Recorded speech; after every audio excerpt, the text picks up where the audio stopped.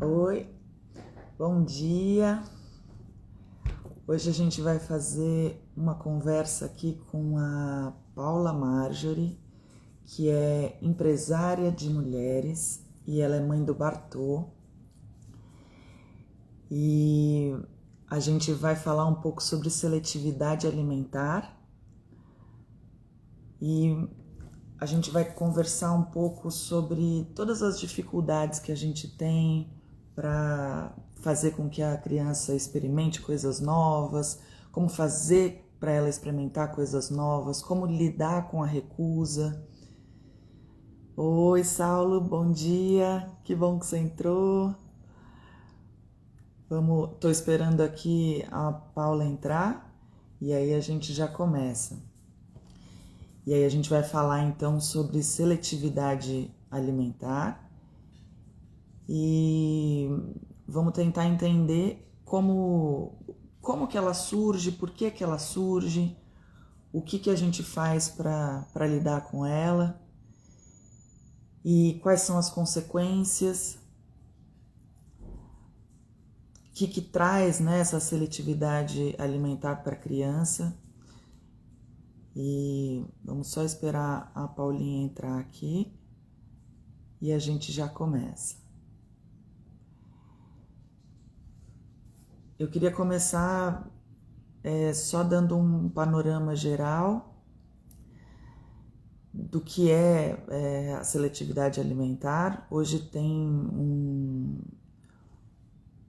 nome, deixa eu ver aqui. Hoje tem um nome para um transtorno, né, alimentar que chama TARI, que é transtorno alimentar restritivo evitativo, e que também esse nome entrou em 2017 e a gente, mas ainda é muito novo, né, como um transtorno. Então a gente vai falar um pouquinho sobre o que é o transtorno realmente, o que é só uma fase e como a gente pode transformar fazer com que essa fase que a criança passa não vire uma coisa crônica e não se transforme num transtorno alimentar, que aí começa a ficar uma coisa mais séria e com mais sequelas ao longo do caminho. Aí, a Paulinha já chegou aí. Vamos ver, tô só esperando ela. Peraí que eu vou.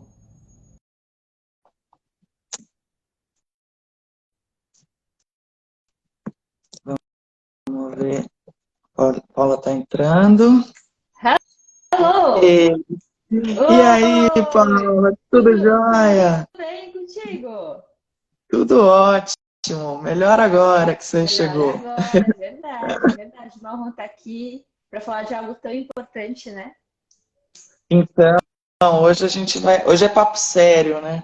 É verdade, verdade, é verdade. Falando em alimentação de criança, eu tô até com o Bartozinho em casa. Daqui a pouco é capaz de ele aparecer aqui ainda. Ah, que delícia. E, Paulinha, começa então falando só, se apresentando, falando um pouco o que que Uhum. você faz, que é um Muito assunto bom, que é muito super bom. interessante e Vamos que acho lá, que atende a olha. todo mundo que está aqui no meu perfil e Yes. no seu. Tem gente entrando aqui, ó. Então, eu sou Paula, sou mãe do Bartolomeu, né? Vou começar falando que sou mãe do Bartolomeu, porque o tema hoje, ele é sobre seletividade alimentar, ainda mais na infância. E nós, mães, a gente passa por esse processo, né? Assim, começa a introdução e a gente tem as dúvidas, os desafios, enfim. Mas antes de ser a mãe do Bartolomeu, eu sou a Paula, né? Eu trabalho com mulheres, eu sou mentora de empresárias, eu estou nesse mundo aí do corporativo desde 2011. Durante um tempo foi como CLT, depois abri meu negócio. Hoje ajudo essas mulheres a liderarem um negócio lucrativo que respeite, né? Que prioritariamente seja alinhado com o seu modelo de vida, com quem elas são. Então, eu empreender é uma extensão de quem você é e não o que fala que você tem que fazer, sabe? É algo bem bacana. E nesse rolê todo, né? Eu tô com o negócio desde maio de 2017. Em 2020 nasceu o Bartozinho. Então, mais uma missão aí, né? Eu vejo que o negócio, o nosso negócio já é do nosso filho, e eu acredito que os projetos que a gente coloca no mundo passam, são nossos. A gente tem esse poder de criação, nós mulheres, né? Então, esses projetos que a gente pare no mundo são filhos nossos. E junto com isso, a gente somou aí a experiência da maternidade e paternidade, né, com o meu marido, do Batozinho, que está com 3 anos, 3 anos e 3 meses agora. É Que isso. legal. E aí, bora falar então de Bora lá. seletividade alimentar. Ó, vou deixar, bom dia. Vou deixar você seguir as perguntas. Você vai perguntando, eu vou respondendo. O que você tem aí? O que a gente pode trazer aí para essas mulheres nessa dinâmica? Vai lá. Bora lá. A gente tinha conversado um pouco de que existe, né, um momento que o Bartô começou a, né, não querer comer, experimentar de tudo. Isso. Conta um pouco como é que foi esse processo. Então, a gente começou a introdução alimentar dele com 6 meses, né? Isso foi metade de 2020. E eu li muito sobre o assunto, como eu poderia fazer essa introdução alimentar da melhor forma, para que ele pudesse experimentar de tudo, para que quando chegasse a fase de ele começar a ser seletivo, não fosse tão seletivo assim. Então, eu lembro que na época a gente misturou um pouco de BLW, né? Para que ele pudesse, ele por si só, experimentar e até depois. Bom, eu não sei dos termos técnicos BLW, né? Você já pode até explicar para elas aí o que é bem certinho isso, Inês. É, é aquela forma da criança ir experimentando por ela mesma, que é Isso, exatamente o caminho para a gente fazer com que a criança consiga sentir os sabores separadamente. isso, E isso, hoje em dia tem, né, a indicação é a gente ir dando isso. liberdade para a criança pegar com a própria mãozinha, Isso, e aí tem os cortes específicos para a isso, criança não isso, engasgar, né? isso, Mas é uma isso. introdução ótima. Foi ótimo porque assim, eu li bastante sobre o assunto para que eu pudesse, desde aquela época, dar autonomia para ele na hora de se alimentar, né? E li também sobre o engasgo, como é que acontece e tal. Enfim, eu me muni de tudo de informações que eu podia ter para não sentir medo na hora de introduzir a fazer introdução alimentar, porque eu não via que o caminho de papinhas ou ficar misturando tudo e ficar triturando tudo era o caminho, né? Apesar de que Exatamente. quando eu era criança, quando eu vi os meus irmãos crescerem, era assim que era feito, né? Eu vi meu pai pegava, e era porque eles tinham de conhecimento na época, ele botava no liquidificador várias coisas.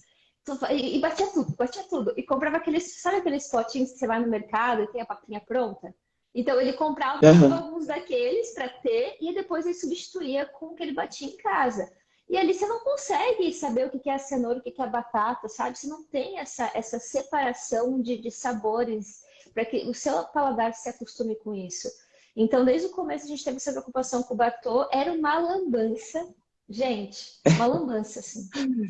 Foi um ano na minha casa com lambança. A hora de comer com o Bartô, meu Deus, eu tinha que fazer a faxina na cozinha. Mas, enfim, hoje eu consigo perceber o quanto ele é autônomo na alimentação e o quanto ele sabe escolher o que ele gosta de comer, sabe? Eu quero isso, eu quero aquilo. Porque na época a gente começou assim. E a gente, claro, teve a questão dos cortes, né? De como dar para a criança para que ela não se engasgasse e tudo mais. E também era uma defesa da criança nesse início, quando ela faz. Não é que ela está engasgada, porque essa parte dela Exato. voltar o alimento é mais para frente da língua, como um instinto de Exatamente. defesa, né? E ele por si só colocava para fora. Então foi tranquilo isso, E né? às vezes a gente assusta, né? Mas é um processo É mesmo. um processo, é um processo. Quando vê, a comida já está aqui fora, porque o próprio organismo dele faz esse trabalho. Então Exato. foi uma experiência bem única, porque foi meu primeiro filho, né? Então foi uma experiência bem única. E aí, claro, ele comeu de tudo naquela época, né? Depois chegou um ano e a gente ia até a pediatra instruiu, ó, até um ano você não põe sal, não põe tempero, não põe nada, beleza. Depois de um ano, você pode começar a ser a mesma comida. A gente nunca foi assim de botar muito sal nem nada. Sempre foi muito aqui em casa, é muito balanceado nisso. Aí depois de um ano, ele começou a comer da nossa comida sem ter que separar a parte dele. E logo ele começou. Aí, com um ano e pouco, ele começou a ser mais seletivo. Aí, isso eu quero, isso eu não quero. E foi uma fase desafiadora, porque assim, cara, ele comia lentilha até então, de repente não quer mais comer lentilha, entende? Daí vai lá exatamente. e a gente faz várias formas de fazer lentilha, tá? Lentilha como caldo de lentilha? Não. Vamos fazer bolinho de lentilha. Ah, tá, assim eu quero. Aí você vai mudando as formas de fazer o alimento pra ver se a criança come a tal da lentilha, por exemplo, sabe? E é exatamente assim que acontece. Primeiro, falando da introdução alimentar, essa é uma fase realmente muito importante, porque a criança. Meus cachorros estão Ó, latindo. faz parte. Daqui a pouco a Pandora começa também. Porque a criança precisa entrar em contato mesmo com a comida, né? Então, quanto mais a gente dá espaço para ela pegar com a mão, para fazer essa lambança toda na cozinha, né? Isso faz parte do aprendizado. Faz. E hoje é comprovado que quanto mais a gente tem essa necessidade da limpeza muito grande, com a. Vou fechar. É, essa necessidade muito grande de deixar tudo muito limpo, a criança que é muito submetida a isso acaba desenvolvendo, tem mais tendência a desenvolver uma seletividade Olha alimentar ou só. um transtorno alimentar. Total. É, essa fase da bagunça, da sujeira, faz parte. Muito, quem tem, a criança que tem seletividade alimentar, muitas vezes não gosta de coisas com molho ou coisas que a pessoa possa se sujar, porque isso é reflexo também Olha só. dessa necessidade, muitas vezes, da mãe de manter tudo muito limpo, e aí a criança não deixar a criança mexer, Não. não deixar a criança.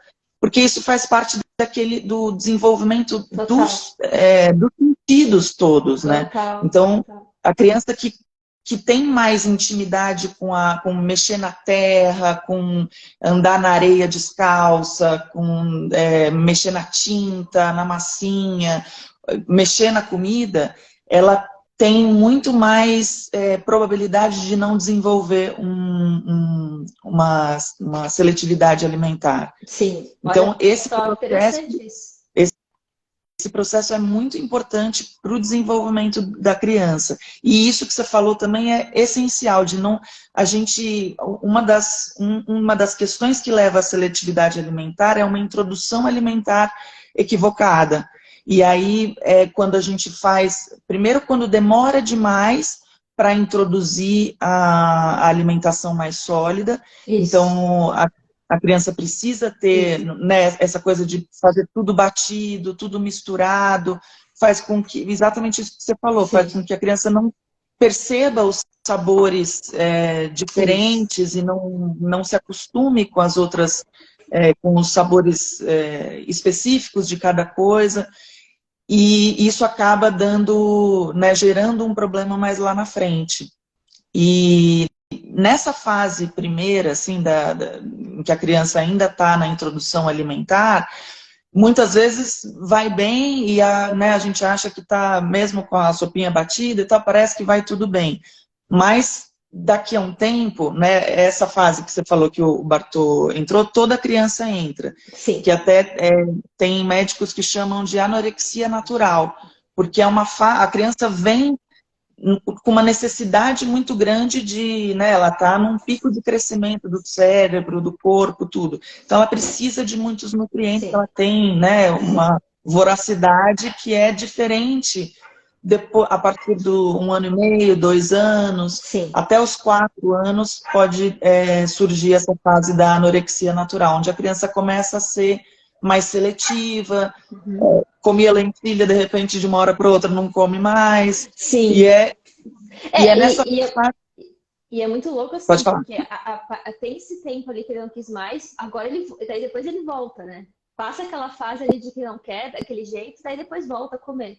Então, por mais, né, que ele tenha sido seletivo em algumas coisas, a gente continua oferecendo de novo, de novo, de novo.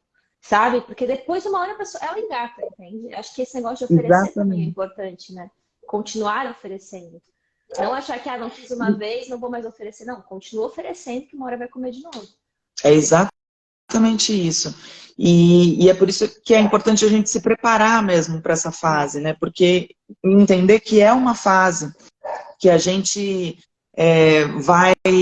Se a gente não cair nas armadilhas, porque essa é a fase que a gente cai numas armadilhas, tipo, porque a coisa mais instintiva, né, para uma mãe, para um pai, né, mas em especial para a gente que amamenta, é a coisa de alimentar a cria, né, para a gente é muito instintivo e muito forte isso.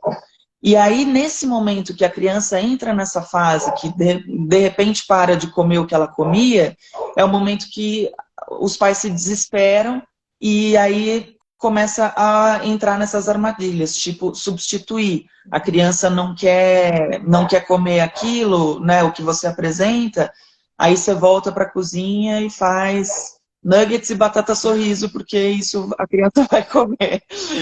E aí Nossa, é a armadilha. Mesmo que não seja uma comida, né, trash como é, essa, mas substituir por um arroz com ovo que você tem certeza que a criança vai comer.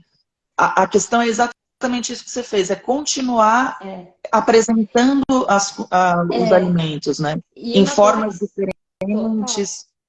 total, e uma coisa que vale falar, Inês, é que assim, eu e o Edu, a gente sabe que a gente é exemplo, né? Então não adianta a gente oferecer para ele uma coisa e Exatamente. comer outra. Então a gente tem um cuidado muito Exatamente. especial com a nossa alimentação, né? De ser variada, e bastante frutas e verduras e legumes, e variada em vários aspectos, assim, olhar para o prato ter de tudo ali, desde fibra, carboidrato, proteína e tudo mais. E por mais que a gente ofereça, a gente também consome. Então, e às vezes, sim, ele está sendo seletivo em alguma coisa, só que ele vê a gente comendo, ah, quero comer com a mamãe. Isso acontece hoje, tem lá o prato dos três, aí tá todo mundo comendo, então de repente ele para tudo, quero comer com a mamãe. E eu não impeço ele de comer comigo. Porque daí ali no meu prato também tem de tudo. E aí ele pega, quero um pouquinho disso, daquilo, e ele come também. Então, ele está nesse processo, assim, ele já tem autonomia, hoje ele está com 3 anos, ele come sozinho, só que vez ou outra, assim, olha para o prato dele, ele não quer o dele. Ele quer comer o da mamãe, ou quer comer o do papai. Por algum motivo de, acho que a identificação, ou essa simbiose com o pai e com a mãe deve ser isso. E a gente permite que ele Exato. coma, né? Pra gente, e é comida de verdade, eu acho que esse é o grande lance, né? Comida de verdade. Sem ser Exatamente. essas coisas de nuggets e batata sorriso, tá? Que nem em casa, isso aqui nem entra no caso, né? É a melhor coisa. É exatamente isso. Quando a gente, falando em mentores, né? Nós somos os mentores dos nossos É, filhos, né? A gente chegou antes e a gente vai direcionando para onde que, ó, isso aqui dá certo, isso não. E é o nosso exemplo que é, arrasta, né? Falar adianta muito pouco perto do que o exemplo é, faz. total. Então, e a necessidade, tem uma autora que eu gosto muito, que é da disciplina positiva, né, a que desenvolveu a disciplina positiva, que é a Jane Nelson, e ela fala que a necessidade básica da criança é pertencer e ter significado. Então, o pertencimento dela àquela família que age daquele jeito, que faz daquela forma, é uma necessidade muito forte para ela. É uma necessidade para todos nós, Sim, né? A gente precisa se olha sentir só, pertencente, tendo significado. total. Mas para a criança que está em formação, isso é muito importante. Então, por isso, o papel do exemplo é essencial.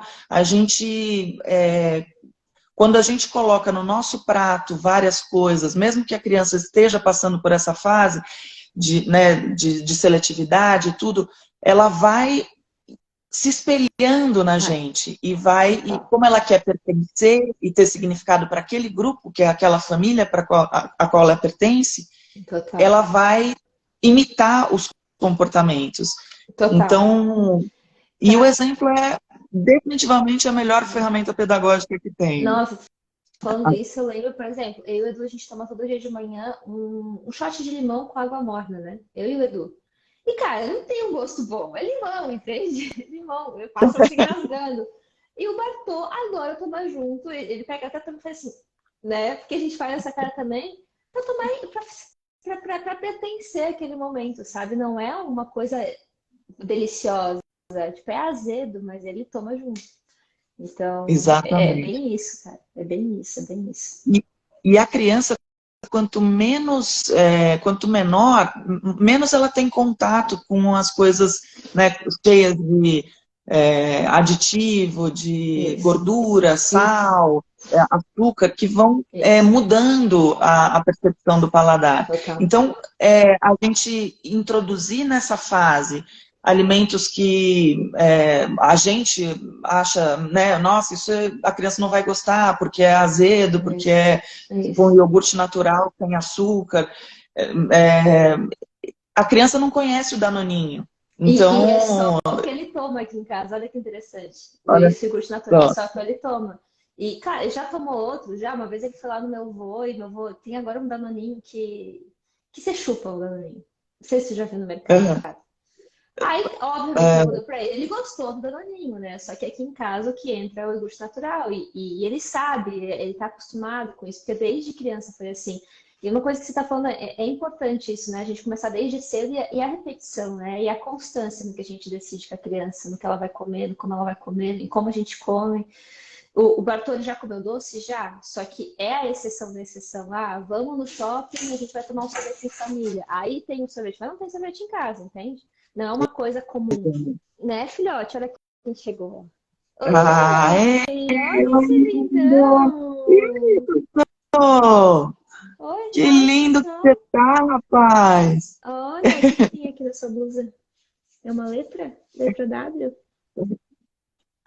Tá em casa, tá se recuperando de uma Fofura. virose. Não, não, calma, pelo amor. Não, filho, você precisa da mamãe aqui, tá? Você pode olhar, tá bom?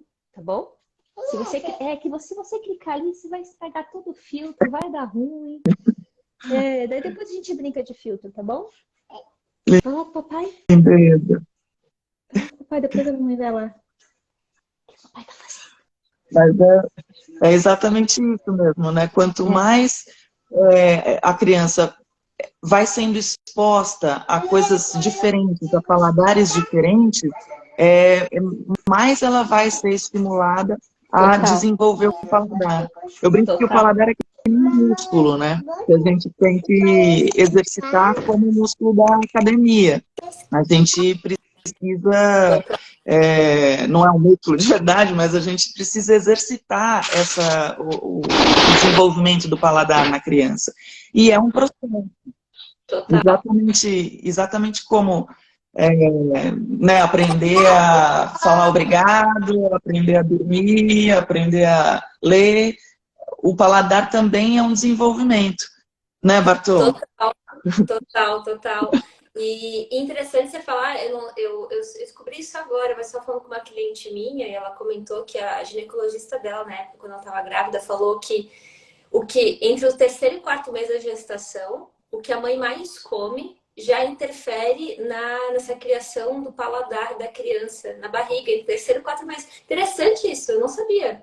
Novo pra mim, É né? impressionante. Tudo que a gente faz na gravidez e quando a gente está amamentando, por isso que a amamentação, quanto mais a gente conseguir amamentar no peito, é melhor exatamente para o desenvolvimento do paladar.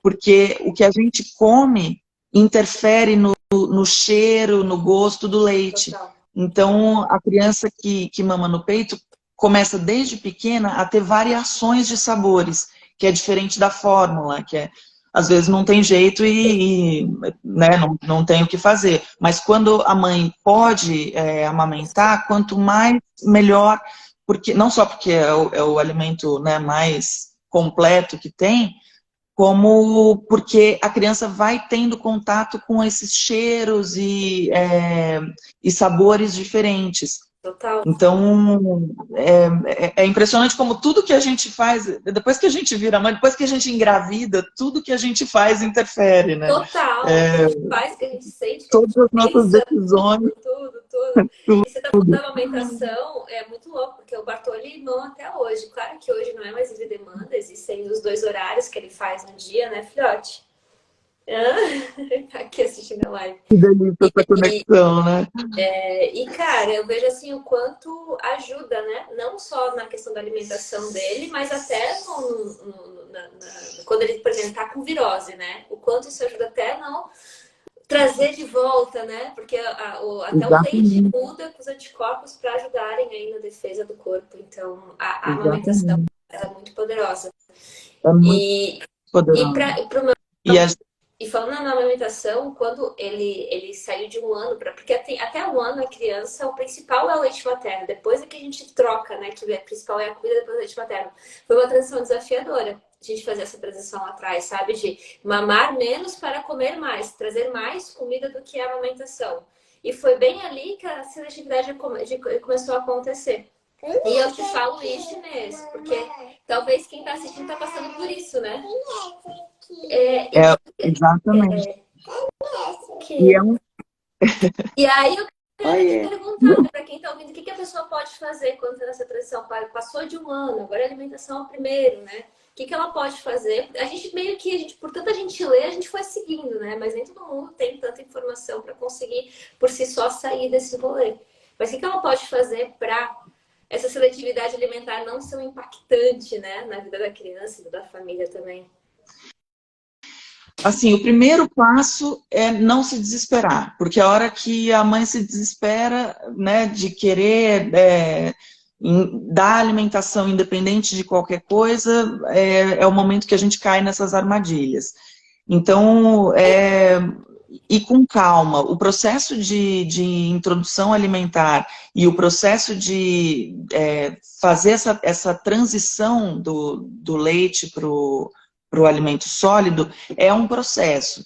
Então, e da mesma forma, quando a criança já está mais velha e já tem uma seletividade alimentar, transformar a alimentação dessa criança também é um processo. Não, se você chegar, né, se é uma criança que não come nada, ou que só come né, porcaria, se você chega na casa e tira toda, a partir de hoje a gente vai comer só saudável, vai jogar todas as porcarias fora, você vai criar uma recusa, uma aversão à comida saudável. Então, e do mesmo jeito, a forma de introduzir a alimentação sólida é um processo.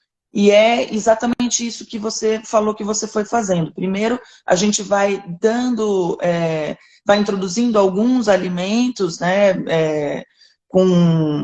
de preferência dentro do BLW, que é essa forma da criança ir pegando com a mão, porque daí ela pega, ela cheira, ela põe na boca e cospe, ela vai entrando em contato com aquele alimento.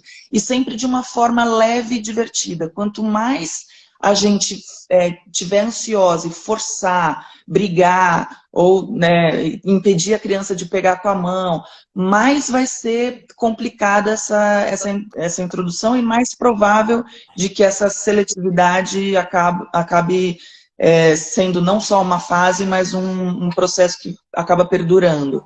Então, a gente a gente também dá, né, no comecinho, a criança não tem a coordenação total de comer sozinha, tudo, então você também vai introduzindo, dando você na boca, algumas coisas, mas sempre com o máximo possível de opções e para aguçar a curiosidade da criança. A criança é naturalmente curiosa.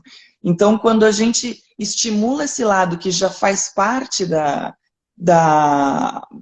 né, do natural da criança, mais a gente consegue ir ampliando esse paladar. Uhum. E aí a gente consegue passar por essa fase da anorexia natural como ela tem que ser, como uma fase, que é um ajuste, não é que... Porque a gente também tem que pensar que a criança, ela é toda menor, né? Às vezes a gente faz um prato para a criança como se não houvesse amanhã, né? Como se fosse uma... Exato! Como se, né, fosse uma criança, como fosse um adulto. E é uma criança, ela é tudo menor. E nesse começo ela está engordando muito, porque ela precisa, né, crescer, ela tem um ritmo de crescimento mais alto, mas depois de um tempo ela não pode continuar engordando, né, 1 quilo por mês. Ela vai gradativamente se ajustando. E esse ajuste faz parte da gente também perceber que existe essa necessidade desse ajuste. Então, Então, o que é importante na introdução alimentar é não forçar além do que a criança consegue comer. Quanto Isso. mais a gente força, mais a gente, né, a coisa do aviãozinho, de só mais uma, a gente está escondendo uma coisa que já vem natural de fábrica da criança, que é a capacidade de perceber quando ela está saciada. Cara, isso é uma coisa muito importante, né? Porque é confiar no corpo da criança, né? Por exemplo, Exatamente. começou a febre sábado. Ele tá comendo, mas não comendo tanto. E não adianta ficar forçando ele a comer, porque o próprio corpo, quando tá com febre, tá querendo trabalhar no quê? Na expulsão do vírus do corpo. Não em ficar fazendo digestão de Exatamente. comida, né? Exatamente. Então, a gente olhar pro corpo dele e respeitar, né, filho? É muito importante. E porque ele come muito bem. E ele é uma criança magra, né? Ele ganhou peso, cresceu e tal. Só que agora ele já não ganha mais tanto peso, porque ele é uma criança magra, tem um biotipo magro. O Eduardo, para engordar, gente, é o meu marido, né? Tipo assim, ele tem que comer muito, mas muito, e ainda assim não engorda. Ele tem um metabolismo assim, muito. Eu não sei se é rápido, acelerado, como é que fala? Eu não tenho esses termos técnicos. Mas ele é por si só, né, meu amor? E o Bartô também é assim. Só que ele come muito bem. E se eu começar a entrar numa noia de que, nossa, ele não engorda, ele não sei o que, ele não. Cara, eu vou tirar a autonomia e a confiança que o próprio corpo dele sabe o que é bom pra ele, né? Então, ele, por exemplo, ele vai pra escolinha e sempre volta que ele repetiu o prato, né? Que ele repetiu o café da manhã, que ele repetiu o almoço. Ele come sozinho, ele come super bem. E o corpo dele, a pediatra fala, o corpo dele é assim. E confiar nisso é bastante importante, né? Muito. A criança tem o seu biotipo e não tem como a gente forçar um biotipo que não é real para a criança. O Jorge, meu mais velho, é magrelo mesmo, assim. Mas é o biotipo dele, ele sempre comeu super bem, assim. Às vezes eu vejo mães que ficam tão desesperadas que o filho é muito magro, que, mas às vezes eu até insisto para ele comer um doce para ver se engorda. E é a pior roubada, porque o organismo da criança está em construção. Tudo que a gente coloca naquele corpinho vai ajudar a construção da saúde dele e até da forma que ele, né, da forma que esse corpo vai ter ao longo da vida. Então, quanto mais a gente consegue dar os nutrientes importantes para a criança e evitar as coisas que vão fazer mal para o desenvolvimento, é melhor. Então, a gente não pode se desesperar porque a criança, óbvio que tem que acompanhar, né, no pediatra, se está dentro do crescimento ideal e tudo, mas o que acontece hoje muito é, assim, 25% da população mundial tem algo que a gente nunca fala, que é uma coisa que chama fome oculta. A fome oculta é exatamente essa deficiência de micronutrientes. A gente se preocupa muito com os macronutrientes, né, que são gordura, proteína e carboidrato. Então a gente acha que a criança precisa comer grandes quantidades, é o contrário disso. A criança precisa de pouca quantidade, porque ela tem um corpo menor, mas ela precisa de muitos micronutrientes, que são as coisas que estão, né, as vitaminas, os minerais, que estão exatamente nessas comidas que a criança acaba evitando quando desenvolve a seletividade alimentar. Então, quando a gente não tem esse suprimento necessário, e isso acontece com 25% da população mundial, ou seja, não tem a ver com peso. Normalmente, as pessoas e crianças que têm desenvolvido mesmo essa fome oculta, que é esse déficit de micronutrientes, muitas vezes estão acima do peso. Não tem a ver com, né, a gente pensa que se eu der a comida agora e a criança não comer o arroz com a batata e o macarrão, ela não vai estar nutrida, quando é exatamente o contrário. o que a criança mais precisa é aquilo que a gente chama de, como é que chama? De coadjuvante, né? Não é essa palavra, mas me fugiu de acompanhamento. O acompanhamento, que é o que não é a mistura, né? Que é o que não é a base, né? Que é o carboidrato. A gente pensa só no carboidrato e na proteína. O que a criança realmente precisa é desses micronutrientes, das vitaminas, dos minerais, e ela precisa desses micronutrientes equilibrados, porque a forma como eles atuam no organismo tem a ver com a sinergia entre eles. Então, se tem um excesso de cálcio, por exemplo, diminui a absorção de zinco, que aí diminui a imunidade. Então, pensando que hoje a base da alimentação das crianças muitas vezes é lácteos e farináceos, né? Tudo que tem né, leite e macarrão, pão, biscoito, tudo isso e ainda mais feito de farinha branca, que não tem nenhum mineral, que né, foi tirado dali tudo que é importante para o desenvolvimento da criança. Isso é um caminho para a gente desenvolver essa fome oculta. E isso não aparece. Micronutrientes, assim, onde eles se concentram mais? Que você diz esse acompanhamento é verdura, fruta, legumes, é isso aí? Verdura, exato, verdura, fruta, legume, todas as coisas. Quanto mais colorido é o prato da criança, mais micronutrientes ela está ingerindo. Então, e os alimentos integrais também, né? A farinha integral, o pão integral, o macarrão integral, a quinoa, todas essas coisas têm muitos desses minerais que são essenciais para o desenvolvimento do cérebro, por exemplo, né? O magnésio é muito importante para o cérebro, ele está no pão integral e em muitas outras coisas. O selênio, né? Então, as oleaginosas apresentadas de uma forma daí com cuidado para a criança não se engasgar, né? Mas e dado no momento certo, mas são essenciais porque é a gordura boa, né? O abacate, as coisas que vão fazer bem para o cérebro da criança. A criança tem um potencial para desenvolver. A gente nasce com aquele potencial de altura, de desenvolvimento cognitivo, que né, vem tá no DNA da criança.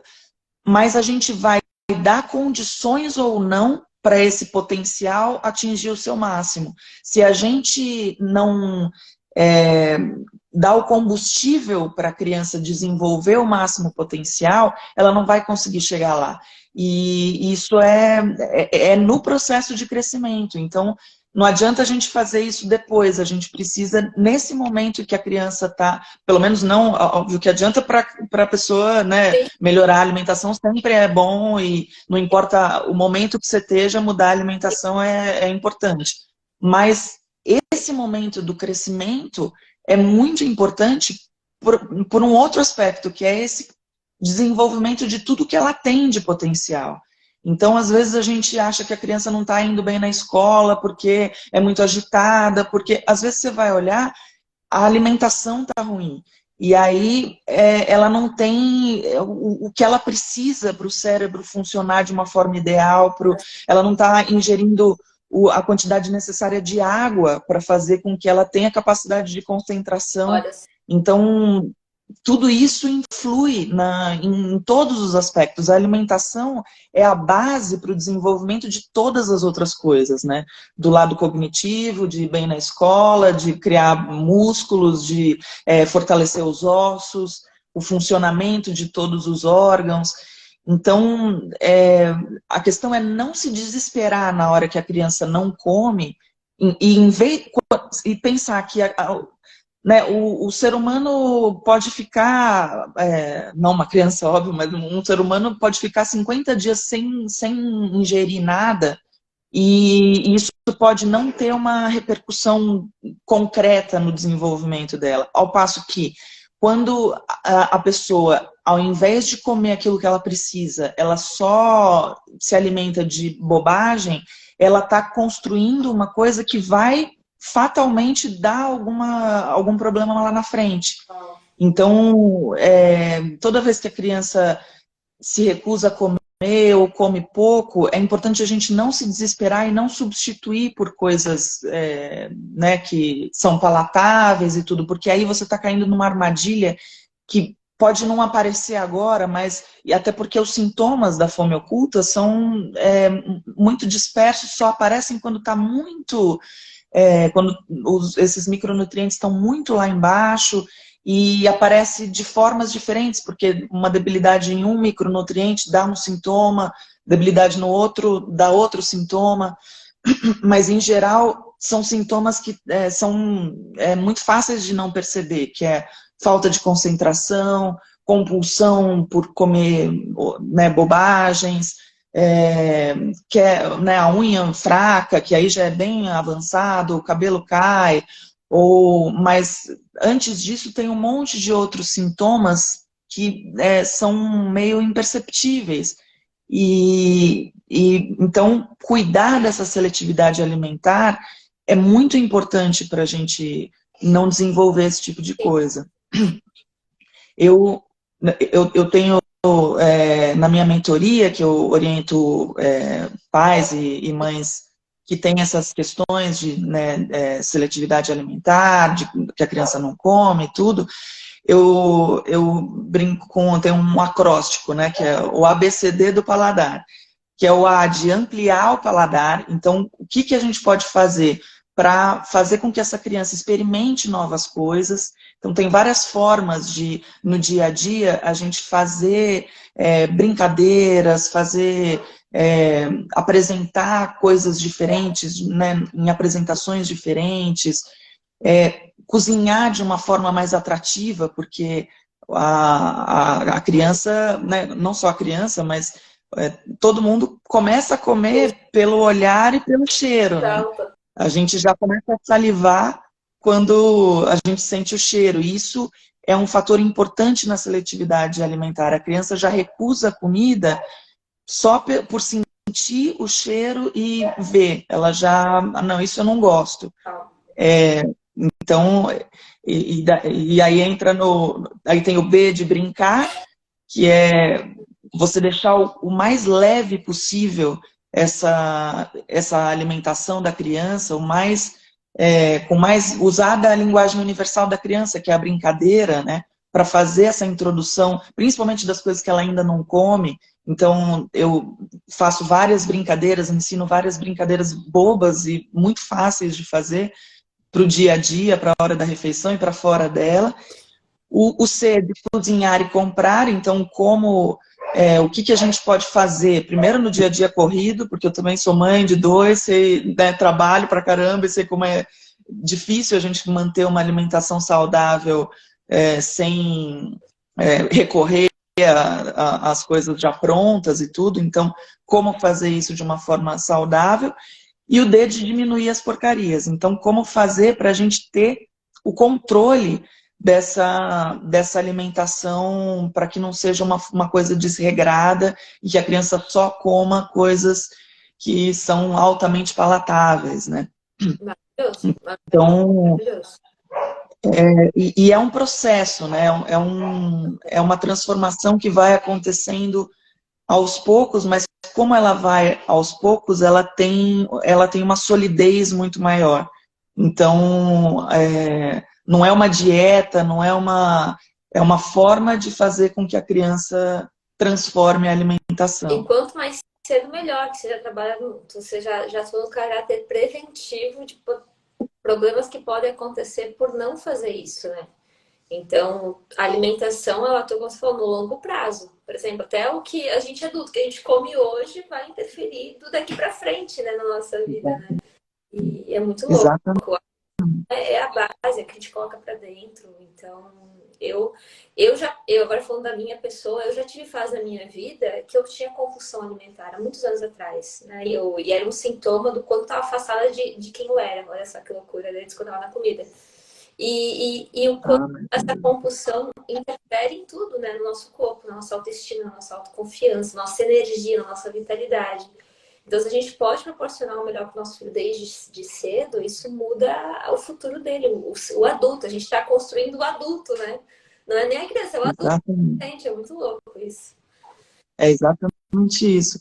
E, e a alimentação, tá, como você falou, né, essa coisa da compulsão alimentar, tem muito, e não só a compulsão alimentar, mas a alimentação em geral tem muito a ver com o emocional, né? Ela está diretamente relacionada com o emocional. Então, por isso que quanto mais a gente força, insiste, briga com a criança para né, comer, mais a gente está afastando a criança da alimentação saudável. Porque a gente precisa desse momento de tranquilidade, a gente precisa que esse momento seja um momento feliz, um momento, quanto mais ela faz a ligação na cabecinha de que hora de comer é igual a tortura, mais ela vai ficar Total, afastada dessa alimentação saudável. total. E o contrário é verdade também. Quanto mais o momento da alimentação é um momento leve, tranquilo, divertido, mais próximo ela vai estar de uma alimentação saudável. E a gente pode perceber, você fala isso, eu percebo, né? A gente tem, prioritariamente, a gente tem aqui o nosso ritual para tomar café da manhã, para almoçar, para jantar, sempre em família, né? Todo mundo na mesa, né? Na mesma hora, divertido, conversando, brincando. Então, é um momento esperado, né? É um momento esperado. Nossa, agora eu vou comer com os meus pais, agora eu vou me divertir. E aí a gente pega e brinca e tal. E é muito isso, muito louco, total. E isso é um ganho para a vida da criança. Tem uma pesquisa americana que mostra que a coisa mais decisiva para o desenvolvimento, para o desempenho escolar, para evitar a gravidez precoce, para evitar o uso de drogas, enfim, de infinitas coisas do comportamento e bem na escola, são esses momentos da refeição juntos. Maluco isso, né? Mas assim, quanto mais. Porque esse é um momento de dividir histórias, da criança fortalecer esse sentimento que a gente falou no começo de pertencer e ter significado. Sim, Então, esse momento da refeição em conjunto é muito importante para o desenvolvimento global da criança. total. E quanto mais a gente consegue manter esses momentos de convivência familiar e de troca, né? Até uma forma de fazer com que a criança experimente, né? Coma coisas novas. Essa comida aqui eu comia com seu pai quando a gente viajou para não sei onde, e lá a gente viveu não sei o quê, e aquilo já vira um momento, né, gostoso. E essa aqui era uma receita que a minha mãe fazia, que quando eu era criança eu adorava comer isso, porque, né, e a gente traz esse sentimento de pertencimento da família, as histórias familiares, e esse arquivo de histórias familiares que faz com que a criança tenha força para lidar com as dificuldades no dia a dia, porque ela tem outras experiências que não só as dela, né? Tal. E você vai falando isso, Inês, assim, tem muitas coisas que a gente tem muita tendência em repetir padrões, né? O que a gente viveu na infância, a gente vai repetir. E sejam repetições boas ou não tão boas. Então, eu percebo assim, o quanto, quando a gente chega na fase adulta, a gente entra no nosso processo de autoconhecimento, porque, para mim, a maternidade está sendo um rico processo de autoconhecimento. Porque eu não vou Total. romantizar, né? Tem esses momentos bons, esses momentos desafiadores. Que, meu Deus, o que eu faço Nossa. agora? Tipo, quando você tá gestante, né? O bebê que tá na barriga não é o mesmo que nasce. Uma coisa é quando você tá gestante, outra coisa é quando você tá com o bebê ali no teu colo e aí você vive um novo mundo. Então, foi um processo de mergulho, assim, sabe? Muito forte, desde o começo e até hoje, porque cada dia a criança evolui, é uma nova criança, né? Com novas Exato. percepções, com novas habilidades, enfim, é uma construção. E muitas coisas que eu vivi na minha infância e que não me fizeram bem, porque a gente para olhar e ver, cara, aquilo não foi legal. Apesar de eu ter aprendido com aquilo, mas eu não quero repetir. E aí você começa a questionar, o que que eu vou repetir, o que que eu vou ressignificar, o que que eu vou quebrar de padrão. E eu lembro que eu já morei em 3 casas diferentes, né? Eu fui criada pelos meus avós, então tinham 2 casas, eram 2 casas diferentes, então a rotina era diferente, o comer era diferente, o ritual do almoço era diferente. No meu pai já era uma outra dinâmica, e eu vejo que sempre, por exemplo, tinha muita televisão. Vou ligar a televisão na hora de comer, sabe? Eu vou pra É. sala comer na televisão. Cara, eu não quero fazer isso, não, né?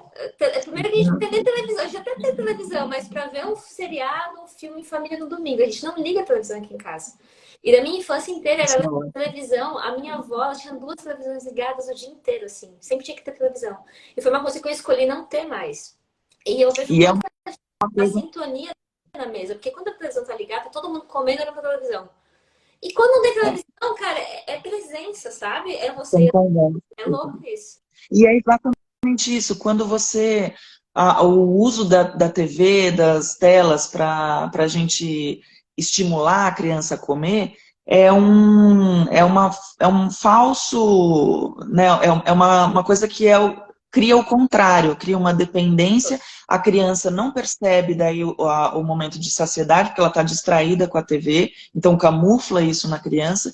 E o momento da refeição é um momento de presença, porque isso não só é importante para a criança desenvolver o paladar, porque para sentir o gosto você tem que estar presente ali, mas também o desenvolvimento do foco em geral. Então, Quando a gente está presente na hora da alimentação, isso já cria um hábito para a gente estar presente nas outras, né, nos outros momentos. Eu recomendo, antes de sentar na hora da refeição, fazer 3 respirações para você estar olha, ali presente. É só respirar, é um negócio, né, uma tecnologia que já vem de fábrica da vou gente. introduzir.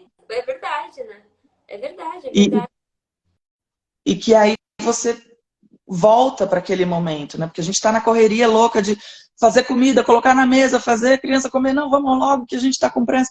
Mas se a gente entra e pertence àquele momento, as coisas ficam mais fáceis, até para a criança, para a gente ter paciência, porque é isso que você estava falando. Educar é, em primeiro lugar, autoeducar-se, Nossa, né?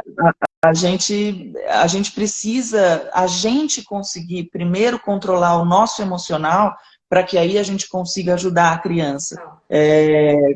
Quanto mais a gente se desenvolve, melhor a gente consegue educar uma criança, né? Então, ter esse momento, né, do respiro e tal. E outra forma de fazer com que a criança rompa esses medos são coisas pequenas, assim, tipo pegar vários temperos diferentes, molhar com um pouquinho de água e fazer uma pintura com os temperos. A criança vai sentindo o cheiro daqueles temperos, porque a seletividade alimentar tem a ver com né, todos os sentidos. A gente tem que explorar todos os sentidos. Quanto menos a gente consegue desenvolver esses outros sentidos, mais a criança vai ter dificuldade na hora de experimentar, porque a hora de comer, ela envolve tudo. Ela envolve o olfato, ela envolve a visão, o tato, né, do paladar, que a gente sente a textura, né, tem criança que não aceita, só aceita um tipo de textura, porque de repente foi acostumada na introdução alimentar a só comer pastoso, e aí ela tem né, é aquele prato mais branco, né, sem colorido, e mais pastoso. Então, é essencial a gente ir rompendo com isso. Não é de uma hora para outra, não é no radicalismo, porque aí você acaba afastando a criança, não é exato, é um processo, não é brigando, não é forçando, mas usando, fazendo com que a criança desenvolva esses outros aspectos, né? De sentir o cheiro, de brincar com o alimento, de mexer na textura, e até em outros momentos que não tem a ver com a alimentação, andar na areia, mexer na terra. A própria medicina Ayurveda fala que a gente não come só comendo, né? Mastigando, a gente come olhando para o alimento, sentindo o cheiro, pegando. Quando a gente está cozinhando, a gente está comendo, né? Então, Exatamente. muito é isso. E o Bartô também, na preparação das refeições, tipo, vamos fazer o omelete também. Ele vem lá, sobe, ele quebra o ovo, coloca na caneca, põe na frigideira. Então, ele acho que essa é a criação de intimidade com a comida. E é muito poderosa. E uma coisa que a gente fez também, Inês, claro, né, que a gente vai do que cada um sente confortável para fazer essa transição ou não, mas a gente trocou as nossas panelas, olha só. A gente trocou as nossas panelas. Vocês conhecem a Royal Prestige? Já ouviu isso falar? É o que eu tenho. Eu A também. gente É, trocou, a gente não usa mais panela que solta resíduos, porque esses resíduos que soltam na alimentação, eles também interferem no gosto. Por sim, mais imperceptível já. ele tem interferência e aquilo está voltando para o corpo, né? Então a gente tem, inclusive a nossa cliente, a gente é cliente dela, né? A gente tem agora, a gente só usa Royal Prestige e isso mudou drasticamente até o cheiro da alimentação, o gosto da comida enfim, até a forma como o corpo absorve isso muda também. Então foi uma mudança que ajudou demais. Foi a mudança das panelas, gente, olha só. Que loucura. São É. coisas.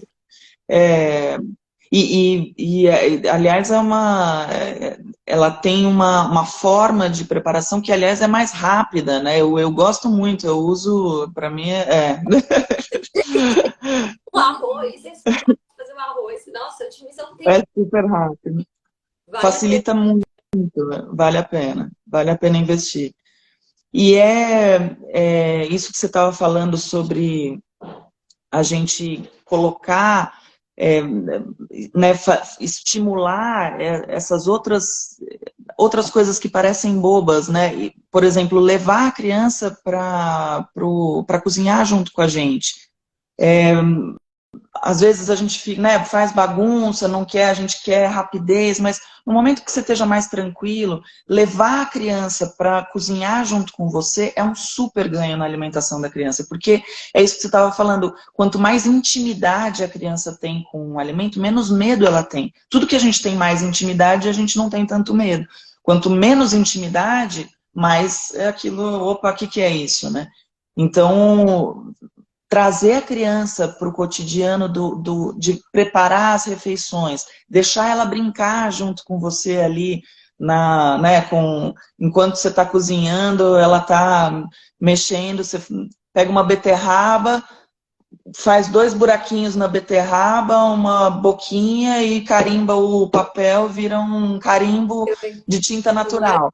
E aí a criança está lá brincando e criando intimidade com a beterraba, e aí você já coloca a beterraba na salada e fala, olha, se você passa aqui, a sua boca fica vermelha. Ou você morde, o dente fica vermelho. Olha, a gente pode brincar de vampiro. Então, são coisas que, pra gente, com o nosso olhar de adulto, parece bobo, né? Mas tem um significado tão grande para a criança e acaba rompendo de uma forma tão mais fácil esse medo do novo. 53% das crianças têm dificuldade de se alimentar, não tem vontade de experimentar coisas novas ou come muito pouco. E 60% delas têm medo de experimentar coisas novas. Então, é uma coisa normal, porque a criança está chegando no mundo, ela não conhece, né? Ela não sabe o que é aquilo. Isso. Quanto mais a gente traz para a intimidade, para ela conhecer o que é aquele alimento, que dá para brincar, que dá para pôr um olhinho na cenoura, que dá para brincar no prato e fazer um desenhinho ali, bobo, ela mesma, ou você na hora de montar o prato. São coisas, eu não recomendo fazer isso toda vez, fazer decoração no prato toda vez, porque senão a criança também fica acostumada a só com isso, e aí quando você for no restaurante você vai ter que falar para o chefe, ó, no prato do meu filho você põe o olhinho, não dá, né? Mas trazer isso para a hora que ele vai experimentar coisas diferentes é uma forma muito mais fácil para ele e para a gente, né? Porque a briga, a gente ficar insistindo é o que vai afastar a criança e um desgaste na relação, um desgaste para o nosso dia também, que é totalmente desnecessário e que dá efeito reverso, né? Então... Você falou ali da questão de a criança ter curiosidade de experimentar, né? Eu percebo que quanto mais a gente aumenta o repertório do Bartoldo que tem para comer, mais ele consegue escolher o que ele quer comer, né? Dentro desse repertório bom. Então, por exemplo, ele estava doente agora. Aí, sei lá, a gente fiz lá um prato pra ele comer, acho que foi ontem. Ele pediu macarrão. Ele queria macarrão e a gente tem ali um macarrão que é verde, que a gente faz lá com faço um molho de carne moída e tudo mais. Aí ele comeu 2 colheres de macarrão e falou que não queria, porque ele tava nesse processo, meio febril e tal. Quero frutinha. Aí ele vai lá, abre a geladeira, abre e ele, eu quero isso, eu quero aquilo. Tipo, ele queria fruta naquela hora. O corpo dele tá pedindo fruta, coisas geladas pra melhorar ali a questão da temperatura, né, e tudo mais. Então, ele pede porque ele tem esse repertório, né? Então, é um trabalho nosso como pais educar a criança em aumentar esse repertório do que ele pode comer, do que faz bem para ele. E aí ele vai tendo Exato. um de escolha também dentro disso, né? É bem...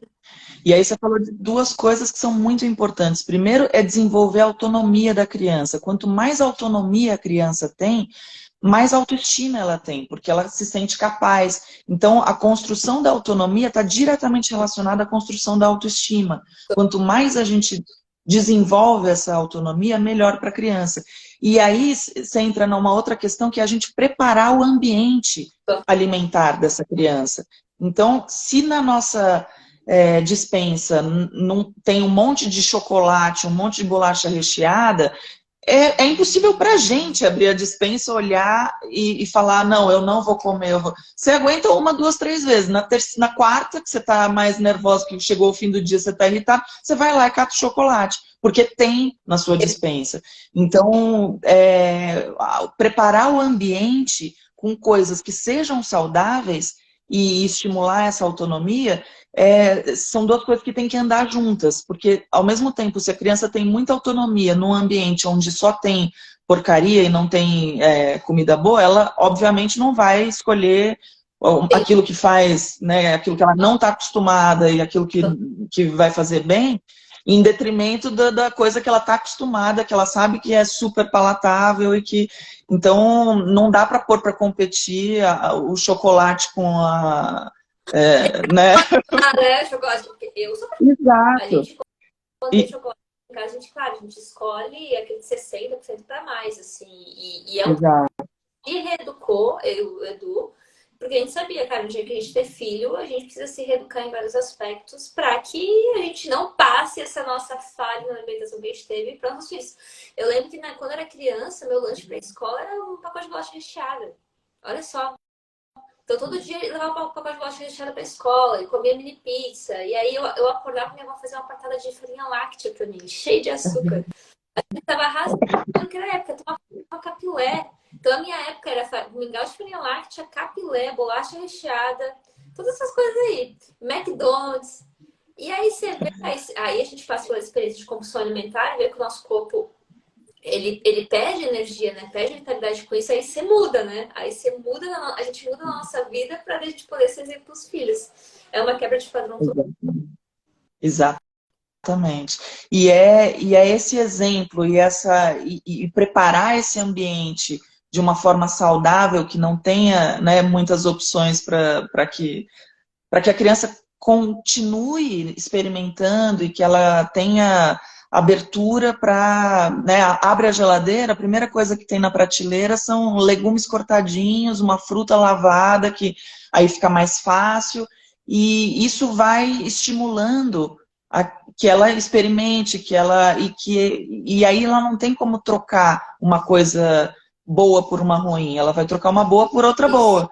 Então, a gente, né, num momento, por exemplo, como você disse, que está mais resfriadinho, que a gente precisa respeitar o corpo dessa criança e tudo, se tiver só opções saudáveis, não tem risco, né? E ele fala, eu fui impressionada, o Bartô com 3 anos abre a geladeira, quero comer isso. E, tipo, ele abre a geladeira e abre a gaveta das frutas, assim, sabe? Impressionante. Impressionante coisa que ela queria. E assim, tem algumas coisas que a gente até é chato, sabe? E, por exemplo, quando vai em aniversário, eu sei que, mas tem gente que a gente é chato, a gente é chato mesmo. Tem aqueles balões, tem um monte de bala e pirulito e não sei o quê. Cara, a gente não deixa ele ganha aqueles final de festa, né? De festa de amiguinho, vem aquele kit lá com bala, pirulito, chiclete e tal. Então, filho, a gente muda o foco, entendeu? Cara, a gente não dá coisa pra ele. É louco, mas a gente não dá. A gente não dá. Isso é... E é a melhor coisa, quanto mais a gente consegue proteger a criança desse excesso né, açúcar e gordura, mais, quanto mais a gente adiar, porque em algum momento a criança... Quando posso Exato, ter tipo, uma influência nisso, a gente evita, né? Evita exatamente. coisas, enfim, mega artificiais e refrigerante. A gente, uma coisa que a gente não toma aqui em casa há muitos anos é refrigerante. Então, tudo isso a gente tenta influenciar para opções saudáveis, sabendo que um dia pode acontecer, óbvio, né? Então, não tem como... E a gente... Não, e quando você vai criando dessa forma, meus filhos já são adolescentes, nenhum bebe refrigerante, porque isso nunca foi né, um hábito. Então, Ótimo. é uma construção e que quando já está instaurada a seletividade alimentar, dá para a gente transformar, tem método para isso. Quem estiver passando por esse problema, me manda um direct que a gente pode conversar. E tem formas de resolver, e quando está na introdução alimentar, é muito importante a gente saber quais são as fases que vai passar, né, essa coisa que a gente falou da anorexia natural, como se preparar para isso, exatamente como você fez. Então, tem como resolver, tem como a gente construir um caminho muito mais estruturado para essa criança desenvolver todo o potencial que ela tem, cognitivo, de saúde, enfim. Chamei ele, depois dessa aula aqui, ó, nessa live, chamei ele. Não, sensacional. Que missão, hein, Inês? Lindo, maravilhoso. Lindo. Obrigadão, viu, Paulinha? Ó, a gente já estourou nosso tempo aqui. Se alguém tem pergunta, a gente ficou falando, trocando e tal, e tudo mais. Alguém tem pergunta? Vamos. Se alguém tiver pergunta. Eu sou a mãe aqui, me reinventando, me descobrindo. É bem. A gente viu? Foi ótimo, ótimo, ótimo. Amei falar sobre isso mesmo. Nossa, eu que agradeço demais, Paulinha. Obrigada por você ter aceitado o convite e foi muito gostoso a gente fazer essa troca aqui. A live vai ficar salva e a gente, quem quiser, quem aqui do grupo for empresária, procura a Paula. Não é? Que por mãe, procura Inês para ajudar aí na criação do filho, gente, porque olha, é uma fase extremamente importante, né? Na época, quando o Bartol começou, eu não conhecia a Inês. A Inês a gente conhece um pouco, a gente é colega de mentoria lá no Vitor, né?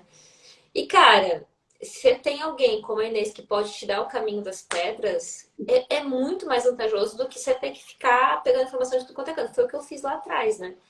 E não tem necessidade, né? Você pode ir direto no ponto, né? Evitando erros, né? Acertando mais e minimizando os erros aí.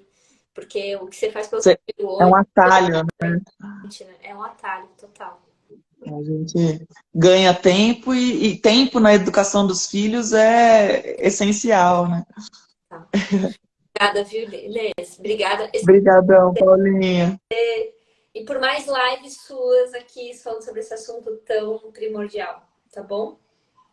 Obrigadão. Valeu mesmo. Beijo. Tchau. Obrigada para todo mundo. Até a próxima. Tchau, tchau.